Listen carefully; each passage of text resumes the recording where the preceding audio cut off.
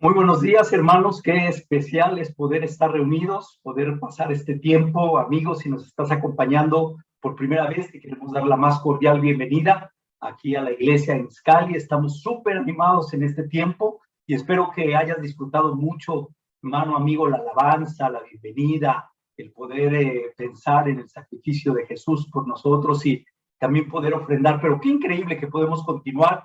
Si es la primera vez que te conectas, te queremos dar la más cordial bienvenida a esta serie que estamos teniendo, esta serie que empezamos. Esta va a ser nuestra cuarta clase el día de hoy. Estamos hablando acerca de renovando mi primer amor y sin duda vamos a poder entender y comprender muchísimo más cuánto las escrituras en el primer siglo tienen ese efecto hoy en día en nuestra vida y podemos aplicarlas, practicarlas en cada una de las cosas que hacemos. Recordándole un poco para los que se conectan por primera vez, esta enseñanza que estamos teniendo básicamente está basada en la carta que a la iglesia de Éfeso en el Apocalipsis, y el propósito en general del Apocalipsis era dar esperanza, recuerda lo muy importante, a los discípulos que estaban en sufrimiento, revelar la verdadera identidad de Cristo y que de esa manera la gente pudiera soportar todas las circunstancias que estaban viviendo y que estaban teniendo. Hoy vamos a continuar, hoy vamos a tener nuestra cuarta clase ya el día de hoy, y la clase del día de hoy se llama Renovando mi primer amor, el de Dios. Y antes de comenzar, por favor, acompáñame a una oración. Vamos a orar. Padre Dios, Señor Todopoderoso, queremos darle muchas gracias en esta mañana. Padre, es un privilegio poder conectarnos, es un privilegio poder acercarnos a usted, es un privilegio que a través de su palabra que fue escrita hace tanto y la dejó para que pudiéramos reencontrarnos, encontrarnos y renovar siempre nuestra relación personal con usted.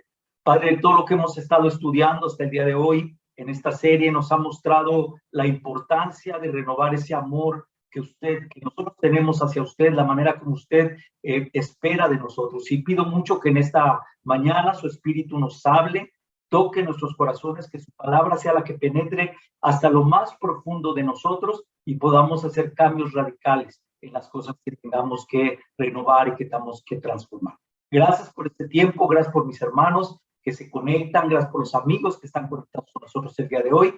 Cuídenos, protéjanos y que su espíritu nos dirija a todos en este tiempo. Pues vamos a comenzar, hermanos, nuestra clase el día de hoy, como te dije, renovando el primer amor, el amor dejado. Y ya hemos visto hemos estado estudiando acerca de lo que significaba o lo que hemos leído ya hasta el versículo número 3. Si recordamos un poco, para recordarte un poco en lo que hemos estado estudiando, es un poco la introducción de la ciudad de Éfeso, cómo era Éfeso en aquella época. También vimos dónde nació esa relación, es muy importante para entender la carta, dónde nació esa relación profunda entre Jesús y la iglesia, de tal manera que él escribe una carta a esta iglesia. También es importante recordar la protección y el amor, recordar que estamos en las manos de Dios. Cualquier circunstancia en aquella época y hoy en día estamos en las manos de Dios. Y es importante también entender lo que vimos, que Jesús conoce que la iglesia lo amaba, la iglesia lo respetaba, que la iglesia defendía los principios, que la iglesia era una iglesia trabajadora, era una iglesia que estaba buscando atender las necesidades de la sociedad. Y sin duda una de las cosas que Jesús hace en los primeros versículos es alabar las cualidades. Recuerdan que hablamos que qué increíble que aún en esos tiempos Jesús nos enseña que antes de reprocharles o antes de decirles lo que era, primero les alabó las características, las cualidades que la iglesia tenía. Y bueno, hoy vamos a continuar, estamos entrando ya al corazón, al versículo clave de esta carta. Y acompáñame, por favor, ahí vamos a continuar leyendo. Ya lo hemos leído en las otras reuniones, pero vamos a leerlo. Esta es la parte principal. Llegamos al corazón de la carta y dice, después de alabar las cosas, como vimos ahora, Jesús dice, pero tengo contra ti que has dejado tu primer amor. Y es importante, ya que hemos estado viendo todo esto, cómo la carta ahora toma un giro. Imagínate que la iglesia, como vimos en las primeras enseñanzas, la iglesia está esperando escuchar la carta cuando los llaman a reunirse, cuando ellos están escuchando la carta que manda Jesús. Y al principio la carta les da todo lo que él está sintiendo, alaba las cosas de él, y ellos obviamente como miembros de la iglesia han de haber sentido súper animados, súper contentos de escuchar que Jesús alababa todas esas cualidades. Pero al estar en el punto ahí, entra y hace un giro. La carta da un giro inesperado. Aquí nos damos cuenta, la carta cambia ese enfoque de alabar a Jesús, las cosas que ellos tenían, de reconocer las cosas que hacían, y ahora dice, pero tengo contra ti. Este cambio, sin duda, yo creo que a cualquiera nos hace pensar. Yo creo que cuando alguien nos dice, ¿sabes qué? Podría pasar un tiempo contigo, ya desde que alguien nos dice, tenemos como, ay, ¿qué será, verdad? Y más si nos dice, bueno, es que tengo algo contra ti, ¿verdad? Yo creo que es algo fuerte. Muchas personas pueden decir, no, tengo algo contra ti. Te puede decir tu jefe, te puede decir un amigo, te puede decir algún familiar, te puede decir tu esposa, te puede decir un hermano en la iglesia, cualquiera puede decirnos, tengo algo contra ti, y ya es algo fuerte, ya es algo que está grande. Pero si Jesús dice, tengo algo contra ti, entonces ya es algo muy fuerte. Es una señal de alarma que debe, imagínate cómo sintió la iglesia, imagínate cómo se sentía de pensar, primero todo lo que estaban haciendo, y luego Jesús le dice, tengo algo contra ti.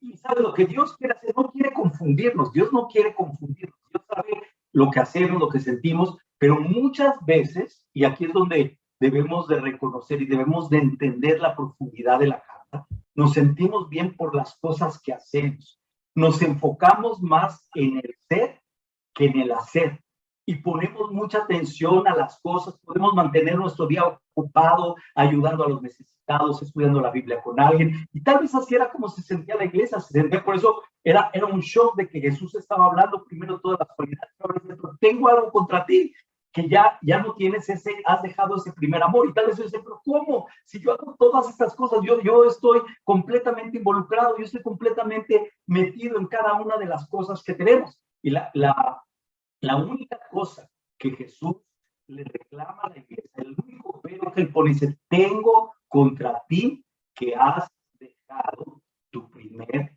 amor. ¿Qué palabras tan fuertes, ¿verdad? Qué palabras tan importantes de poder entender. Y vamos a entender un poquito esto cuando él le dice, fíjate la palabra, o sea, dice, pero. Cuando ya hay ese pero, es algo fuerte, es algo que tenemos que poner atención. Dice, tengo contra ti. Ya vimos que tiene esa actitud. Entonces eso nos pone, debe de ser, tanto para ti como para mí, debe de ser una señal de alarma que dice, ok, algo me quiere decir Dios. Algo me está hablando Jesús a mi corazón. Pero cuando Él dice, has dejado tu primer amor, yo creo que viene una incertidumbre en un sentido, porque tal vez no comprendemos al 100%, pero qué increíble que la misma escritura nos da la enseñanza y nos da la dirección. Para poder entender un poquito lo que estaba diciendo, hay dos palabras claves principales para poder entender, palabras griegas que pueden traducirse por primera. La primera es que se utiliza proteros. Esta palabra está relacionada más con el tiempo.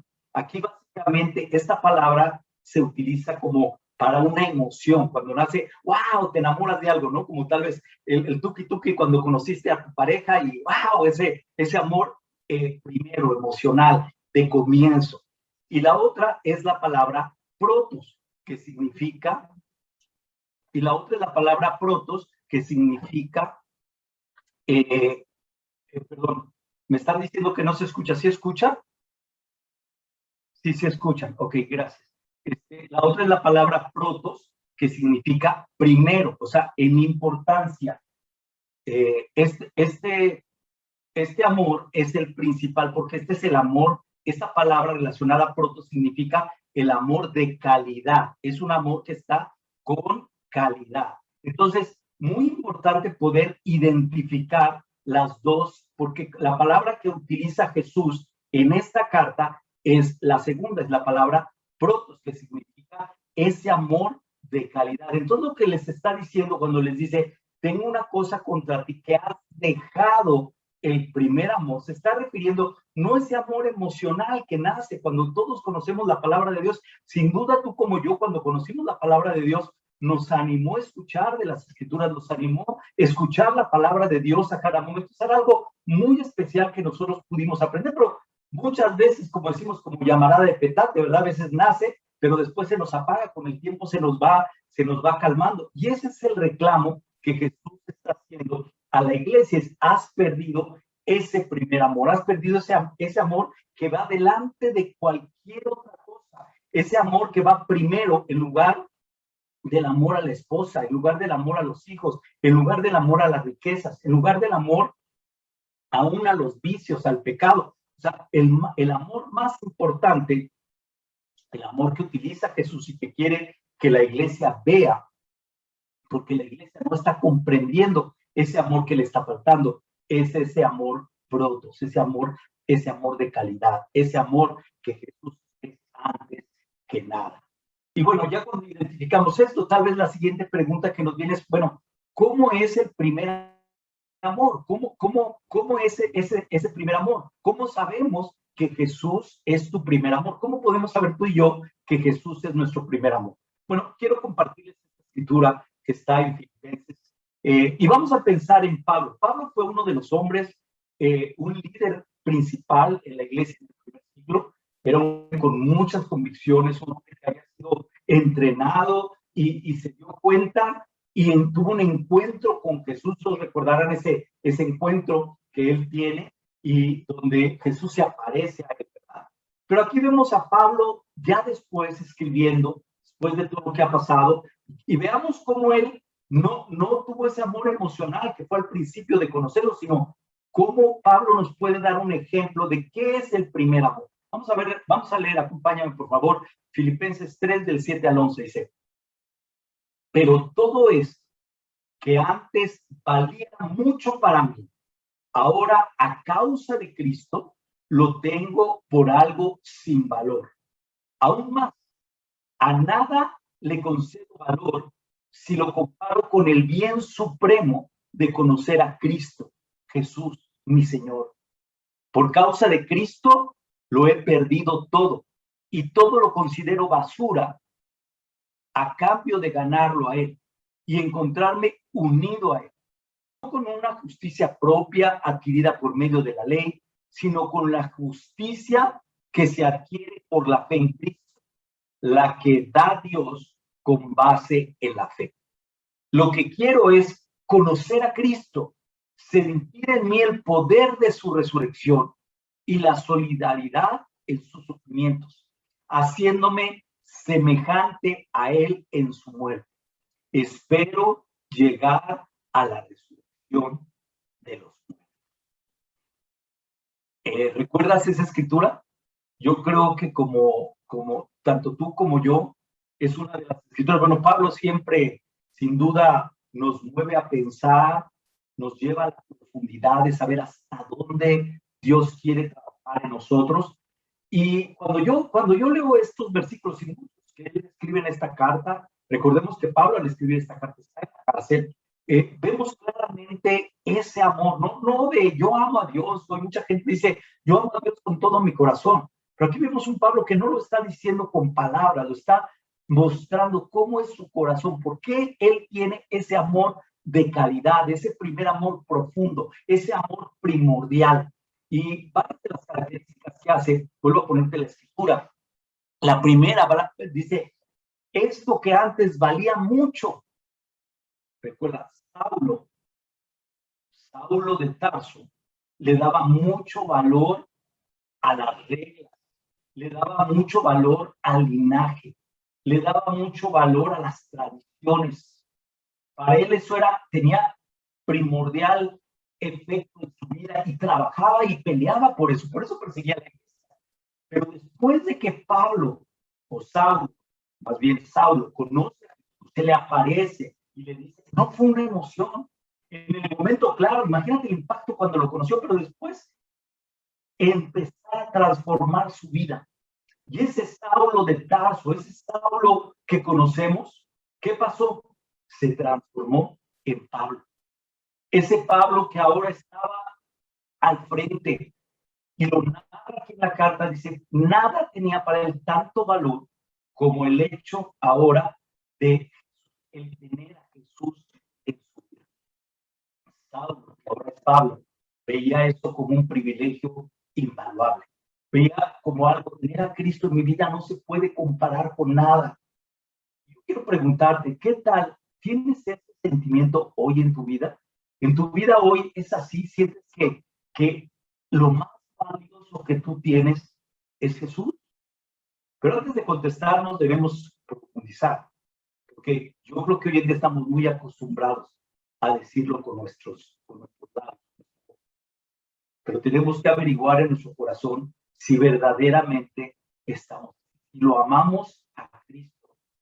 Es triste escuchar que he escuchado hermanos que dicen, ¿sabe? He perdido los mejores años de mi vida, hubiera divertido tanto, hubiera conocido tanto, hubiera hecho tanto. Qué triste cuando dejamos de valorar el amor que Jesús nos ofreció en la cruz y nos enfocamos y valoramos más las cosas del mundo. Tal vez para una persona hoy, muchos cristianos, es de mayor valor tener una economía sólida, es de mucho valor tener conocimiento, es de mucho valor vivir lo que el mundo vive. Pero para Pablo, que antes era Saulo, que cosas así tenían su valor, ahora ya no era así. Por eso quiero animarte a pensar, a profundizar. ¿Qué tal? Para mí, para ti, hermano, ¿tiene ese valor Cristo en tu vida? ¿Para ti tiene ese valor? ¿Qué tanto te ha transformado? ¿Qué tanto te transforma? ¿Qué tanto te transforma que tu pecado o nuestro pecado lo hacemos a un lado porque llega el amor primordial, llega el amor primero de calidad, que es el de Jesús?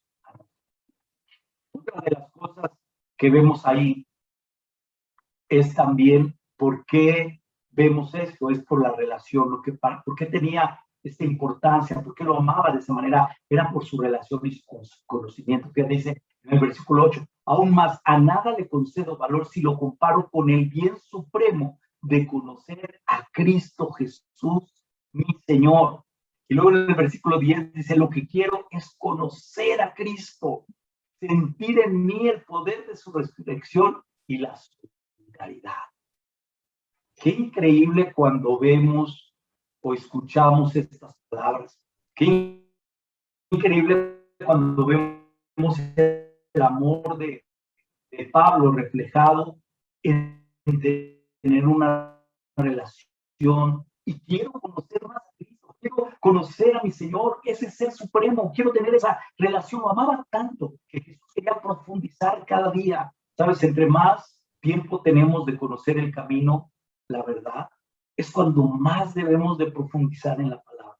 Es cuando creemos que sabemos todo, que ya sabemos las historias que hemos oído de Pablo, que hemos oído de Abraham, que hemos oído de Moisés. Es cuando más debemos de profundizar en las palabras, de poder aprender y conocer más a Jesús. Tener la actitud que tenía Pablo, que dice, cuando tú amas a alguien, quieres conocerlo más. Yo recuerdo cuando conocí a mi esposa, pues sin duda quería conocerla más. Ahora con el paso de los años, me nos da risa, bromeamos porque le digo, ya sé, cuando haces una mueca, ya sé qué me quieres decir, cuando haces esto, ya sé, porque la amo, quiero conocerla más. Y cuando yo oigo a Pablo hablar de esta manera, de querer conocer, a pesar de que él ya lo conocía, a pesar de todo lo que estaba haciendo, él ya lo conocía, pero quería conocerlo más. ¿Tienes ese deseo hoy en tu vida? ¿Es tu deseo conocerlo de profundidad, conocerlo más y más cada día? Es triste que muchos cristianos, tal vez tú hoy ya no oras, tal vez ya no ves la palabra, tal vez ya no te alimentas, tal vez ya no te emocionas. ¿Qué tal esta mañana, esta semana? ¿Qué aprendiste de Jesús? ¿Qué tal sentiste el conocer algo nuevo de él? ¿Qué tal el reconocer y de ver nuevas áreas en esta nueva etapa en tu vida? Tal vez decir, wow, qué increíble valor tenemos de conocer a Cristo Jesús en nuestra vida. Fíjate cómo continúa. Pablo nos sigue mostrando por qué amaba hacia Jesús. Dice, él dice lo que quiero, y en versículo 9 dice, y encontrarme unido a él. Pero fíjate cómo dice, no con una justicia propia adquirida por medio de la ley, sino con la justicia que se adquiere por la fe en Cristo, la que se da con base en la fe. Pablo está hablando ahí y dice, y lo que quiero es conocerlo más, sentir ese poder. La unidad, hermanos, que Pablo está hablando es muy profundo, porque no está hablando de vamos a comer carne y vamos a disfrutar, vamos a festejar cumpleaños. Él está hablando de una unidad, una integración plena. Porque él dice, ¿sabes qué? Yo quiero sentir.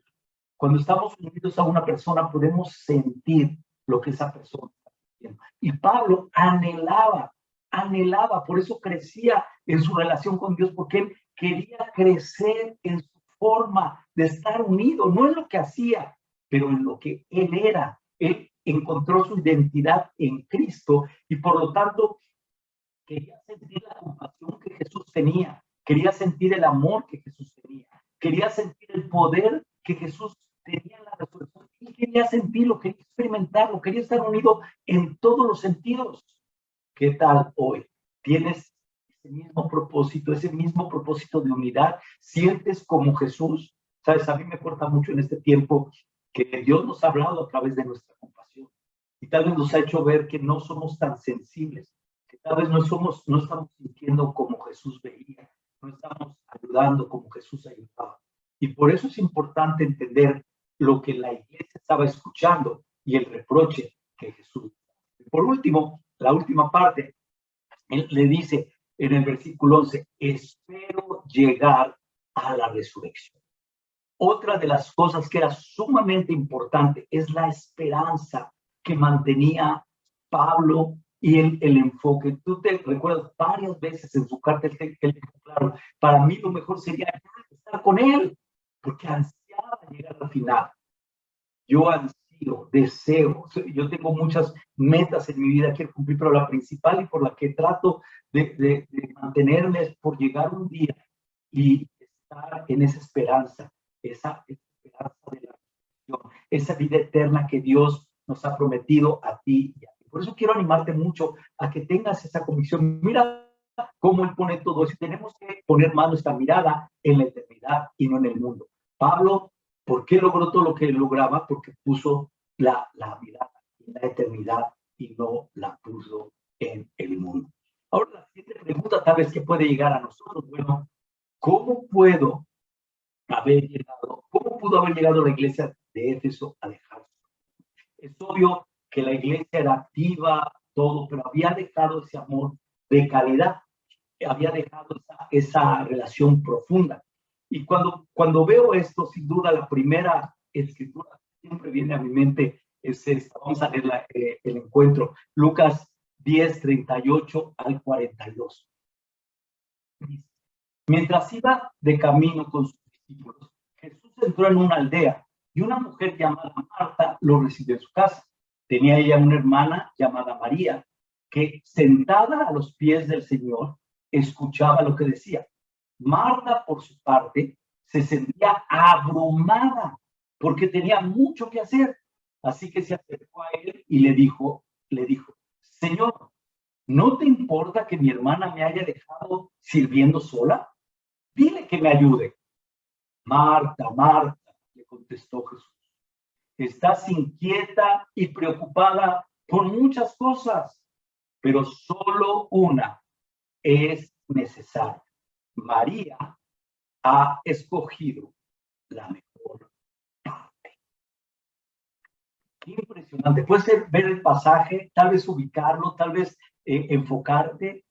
La iglesia en Éfeso muy posiblemente estaba abrumada por tantas cosas que la iglesia tenía que hacer. Abrumada porque recuerda que era una iglesia activa, una iglesia que estaba enfocada, no era una iglesia floja, pero estaba abrumada, que estaba dejando la parte principal. Había alabado el trabajo de ellos Jesús, pero ahora les está diciendo, es triste que ya no tenían tiempo para estar solos. El activismo había ocasionado que ya no lo conocieran como deberían de conocerlo, que ya no estuvieran unidos a él de la manera que deberían de haber estado unidos. Habían puesto a Jesús en un segundo lugar. Y Marta, en esta escritura, hizo lo mismo. Qué triste que ponemos cualquier otra cosa antes que Jesús. Qué triste que podemos alejarnos, que ya no tenemos tiempo para él. ¿Sabes por qué estamos dando esta serie? Porque yo creo, como un cristiano, que lo más importante es nuestra relación personal con Dios. Esa es la primera cosa más importante que tenemos. Conocerlo profundamente, orarle, clamarle, estar a su servicio, porque por eso nos acercamos a la iglesia. No nos acercamos por los beneficios que nos ofrece estar con Jesús. Nos acercamos porque Él ofrece un cambio en nuestras vidas y nos promete la vida eterna. Pero cuando dejamos ese amor, nos hacemos a un lado, ya no valoramos, ya no vemos todo lo que Él ha hecho por nosotros y es difícil. Esta pandemia, sin duda, tanto para ti como para mí, pues ha sido desafiante, ya lo hemos hablado. Y tal vez me impresionan las palabras que Marta le dice. Señor, ¿no te importa? Pensemos, tal vez en esta pandemia, en estos tiempos, en lugar de darle gracias a Dios que tenemos salud, que estamos bien, que tal vez hemos pasado cosas muy fuertes, yo lo sé, pero tal vez estamos más quejándonos. ¿No te importa lo que estoy pasando? ¿No te importa que perdí mi trabajo? ¿No te importa? ¿No me estás viendo? Y Jesús nos dice, estás abrumado con muchas cosas. Pero mira, María había escogido la mejor parte. María estaba ahí, aprovechando lo más importante. Pero es increíble cómo Dios, a pesar de este reproche, a pesar de que está llamando, lo importante es que le está llamando este reproche para un cambio, para una transformación, no para dejarlo ahí. Obviamente estaba ahí. Entonces, fíjate, el vuelve a dar la enseñanza. Mira la manera como ahora le dice, mira cómo continúa la carta, ¿verdad? Como ahora él empieza a hablar y le dice, recuerda, por tanto, de dónde has caído y arrepiéntete y haz las primeras obras. Jesús está haciendo un llamado increíble. Es increíble, la verdad, ver la paciencia, ver el amor y nos dice, ok, calma, estoy hablando todo esto, ya dice la exhortación, pero recuerda, palabras llenas de amor. Imagínate a Jesús diciendo, ¿recuerdas cuando te conocí? ¿Recuerdas cómo transformé tu vida? ¿Recuerdas cómo entré contigo? ¿Recuerdas cómo te enamoré para que tuvieras esta relación conmigo? ¿Sabes? Jesús podía haber simplemente llegado a leer la carta y decir, pues he decidido, de acuerdo que ustedes han abandonado su amor, yo también me abandono su amor, me voy a otro lugar. Pero él no hizo así. Él fue con un propósito, porque él no nos ha abandonado. Tal vez en este tiempo hemos sentido miedo, hemos sentido incertidumbre. Tal vez podemos llegar a creer que Dios nos ha abandonado, pero ojo, es ahí donde conocer las escrituras, conocer quién es Jesús, nos va a dar la seguridad de que Él no nos va a abandonar, nunca nos va a abandonar, Él no te va a abandonar, pero está haciendo un llamado a ser transformados. Dice, fíjate lo que dice, recuerda por tanto de dónde has caído y qué dice, y arrepiéntete y haz las primeras obras. Mira esta escritura, acompáñame por favor. A veces no entendemos qué es arrepentimiento. Segunda de Crónicas, increíble, 500 años antes de Cristo, Dios nos enseña lo que siempre que es el verdadero arrepentimiento. Fíjate cómo Dios habla a su pueblo. Segunda de Crónicas 7:14 dice, y si mi pueblo, ponle ahí, y si Iscali, y si la región Iscali, y si tú, y pon tu nombre, que lleva mi nombre, porque hemos sido sellados con su nombre, dice, se humilla, ora, me gusta y deja su mala conducta, yo lo escucharé. Desde el cielo perdonaré sus pecados y devolveré la prosperidad a su país. Para mí, esas no son palabras de qué difícil, ¿quién va a lograr eso? Al contrario, para mí son palabras de ánimo, de gozo. Hay una solución. Lo que Jesús estaba enseñando a la iglesia cuando les dice, recuerda y arrepiéntete, les estaba dando una solución de cómo salir, pero hay un proceso. Mira el proceso que dice que primero había que humillarse. El primer proceso para el arrepentimiento es humillarse, reconocer. La iglesia tenía que reconocer que había abandonado a Jesús, ya no era su primer amor. Personalmente tenemos que hacerlo una y otra vez en nuestras vidas, hermanos. Estoy abandonando el amor de Dios y debemos de humillarnos, reconocer, admitirlo con nuestros hermanos, con nuestros amigos. ¿Sabes qué? Ayúdame, quiero renovar ese amor. Eso es humillar. Algo que nos ayuda a hacer una lista, un tiempo de reflexión de, a ver, en qué cosas veo que he abandonado ese amor que Dios me ha dado. Y ya que la tienes clara, sigue la siguiente parte, lo que está en amarillo. Dice, luego ora a Dios. ¿Ora a Dios para qué? Para pedir perdón. Para pedirle perdón por nuestra actitud. Como David, Dios, dame un corazón limpio y puro, para pedirle una renovación. Luego, lo que está en morado, dice, buscar a Dios. Y me busca. Necesitamos continuamente buscar y reconocer que en nuestra vida cristiana muchas veces vamos a tener que humillarnos, orar y buscar, y otra vez buscar y buscar para siempre estar aprendiendo la lección, diciendo, Dios, no quiero volver a caer en mi error. Y el último, lo que está en azul, y dice, y deja su mala. Ese es el verdadero arrepentimiento, un cambio de mentalidad, un cambio en la forma de vivir, un cambio radical en nuestra manera de pensar, de vivir, de actuar. Y entonces nos enfocamos a lo que Jesús nos enseña. Y estas palabras, hermanos, no son nuevas, tú lo sabes. Él nos las repite día tras día. La pregunta para ti, para mí, para ti, amigo, ¿qué tan en serio tomas las palabras de Jesús? ¿Qué tan en serio escuchas lo que Él nos habla cada mañana, cada tarde, cada noche? ¿Qué tan en serio tú lo? Y vamos a continuar. Después de que les hace esa exhortación, fíjate lo que dice ahora. Pues si no, yo iré a ti y quitaré tu candelabro de su lugar, a menos que te arrepientas. Fíjate, es una segunda exhortación. Primero lo está diciendo y ahora lo vuelve en el mismo versículo, dos veces le dice la importancia de arrepentirse, de volver a ese primer amor. Quiere que entiendan claramente qué es lo que él está sintiendo. Jesús no está hablando a la ligera, Jesús está hablando de una manera muy profunda. Y fíjate la advertencia que hace. Esto debe de llamarnos mucho la atención, hermanos. Dice, pues si no, ¿qué quiere decir ese pues si no?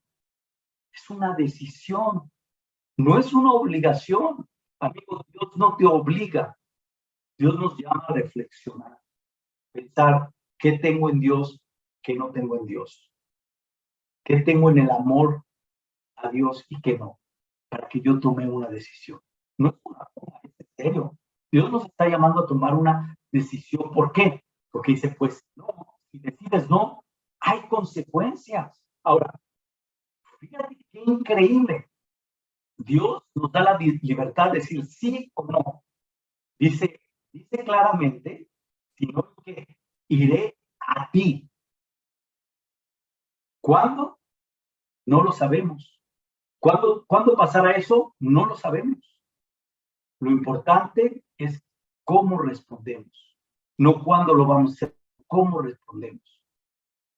La primera visita que tenemos que entender es que Jesús no actúa de manera que quiere vengarse o que paguemos las consecuencias.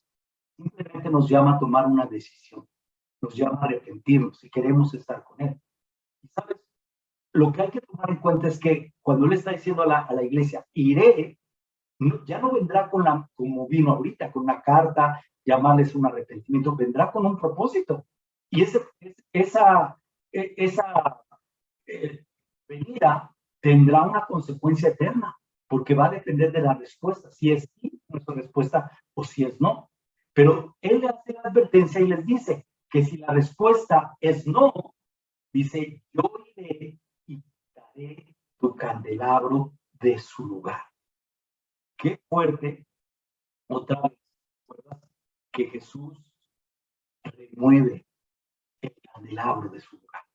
Ese candelabro de la iglesia de Éfeso ya no brillaba, ya no cumplía el propósito de lo que tenía. ¿Por qué? Porque aunque hiciera todas las cosas que hacía, Jesús ya no tenía el primer lugar, ya no se llenaba el candelabro del aceite de Jesús y por lo tanto ya no podía alumbrar, ya no podían brillar dentro de esa sociedad. Cuando nosotros no vivimos así, dejamos de ser luz. Cuando dejamos de tener ese contacto con nuestro Dios, dejamos de ser luz. Y por eso Él les advierte que el candelabro iba a ser movido. Fíjate, algo que a mí me llama la atención y tal vez a ti, ¿qué pasó con la iglesia en Éfeso? ¿Qué pasó con la iglesia de Éfeso?